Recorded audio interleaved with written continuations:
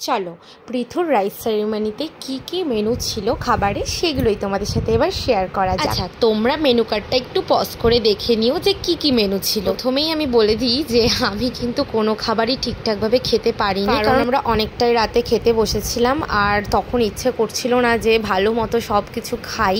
তো আমি সব খাবারই নিয়েছিলাম অল্প অল্প করে টেস্ট করার জন্য, কিন্তু কোনোটাই শেষ পর্যন্ত আমি খেতে পারিনি। এই যে দেখো মাছ দিয়ে গেল, আর মাছটা খুবই টেস্টি ছিল। আমি জাস্ট এই যে এইটুকুই খেয়েছি, আমি গোটা মাছটাও খেতে পারিনি। সব খাবারই বলতে পারো নষ্টই হয়েছে।